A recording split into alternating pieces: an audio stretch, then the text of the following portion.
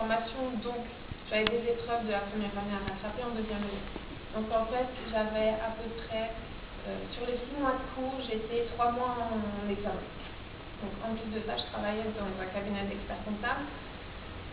Et effectivement, avoir travaillé dans le cabinet m'a montré que c'était pas du tout mon profil.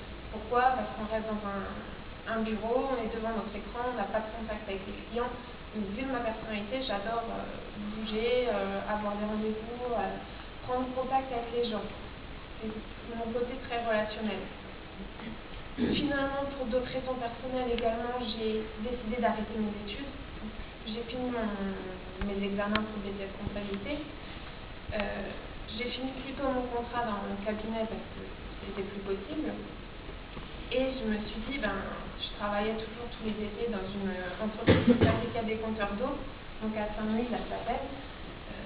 J'étais agent de fabricant, donc je fabriquais les compteurs d'eau. Certes, c'est vrai, c'est pas un métier qui est non plus très passionnant, mais sachez que si vous vous intéressez à ce que vous faites, même si le métier en soi ne vous plaît pas, vous allez voir que le matin, quand vous vous levez, si vous vous intéressez à ce que vous allez faire, la journée va passer beaucoup plus vite que de dire je vais devoir travailler, ça me plaît pas ce que je fais. Le contact avec vos collègues peut aussi embellir les journées. Donc le fait d'être social, de ne pas faire la gueule, avoir toujours le sourire, rester positif, c'est des points très importants.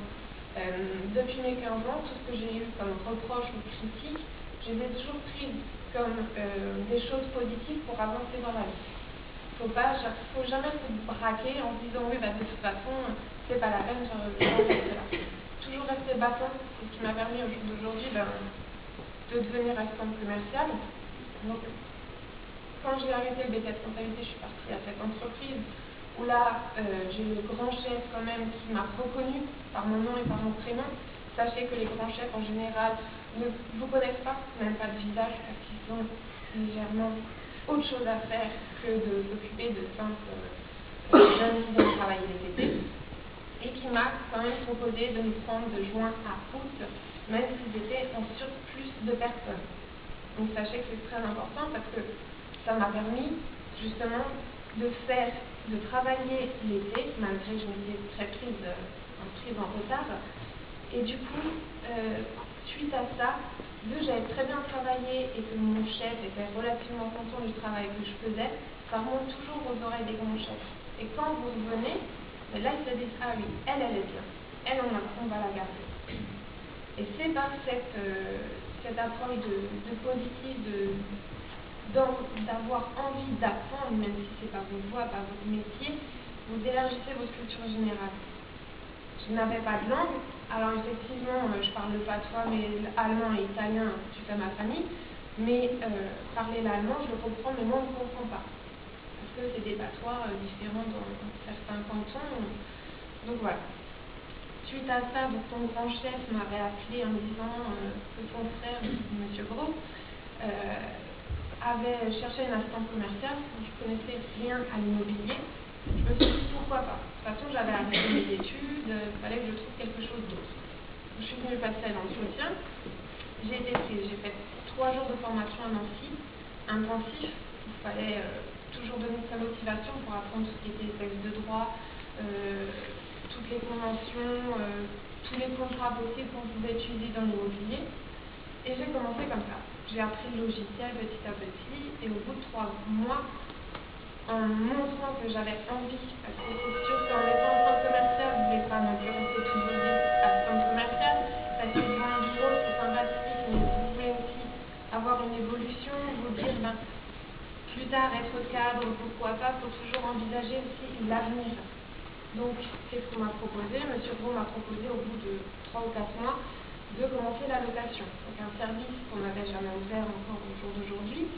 Je suis partie à Paris en formation, pareil, pour apprendre la location. À partir de janvier, on a ouvert ce service dans l'agence. Au jour d'aujourd'hui, je reste positive, je me bats pour garder ce service ouvert. Et justement, je me bats également pour, d'ici 2 à 3 ans, ouvrir une autre agence, mais rien que location. Où là, je serai responsable en location et gestion. Donc, sachez que être positif, toujours se battre, dans notre vie, de toute façon, ça va être les deux mots d'ordre qu'il va falloir que vous gardiez en tête. Pourquoi? Parce que si vous ne travaillez pas, vous n'arriverez à rien. Si vous ne restez pas positif, vous allez vite baisser les bras. Donc effectivement, j'ai 23 ans, je suis assistante commerciale. Je trouve qu'au jour d'aujourd'hui, mon parcours est relativement typique. J'ai pris des décisions où je me suis dit, ça va peut-être me coûter aussi ma carrière. J'ai arrêté mes études, je me suis dit, voilà, je me lance de nouveau à l'usine, on verra bien ce qui m'arrive. Mais c'est en ayant justement montré que j'en avais toujours envie que je suis arrivée à ce point-là. Sachez que de nos jours, trouver un travail n'est plus aussi facile qu'avant. Donc si vous ne montrez pas que vous avez cette envie, on ne vous prendra pas. Et pourquoi j'ai été prise par Monsieur Gros? Tout simplement parce que j'avais travaillé tous les étés. Je n'ai jamais cessé d'arrêter de travailler. Et c'est ça qui montre à un patron que vous avez envie et la volonté de travailler. Au niveau des langues, c'est vrai que maintenant, je suis assez déçue parce que c'est vrai que l'allemand ou l'anglais, j'ai pas spécialement plus appris. Je me suis toujours dit, de toute façon, voilà, c'est coefficient 2 au bas, c'est pas ce qui va me faire avoir mon bac. Mais au contraire, non.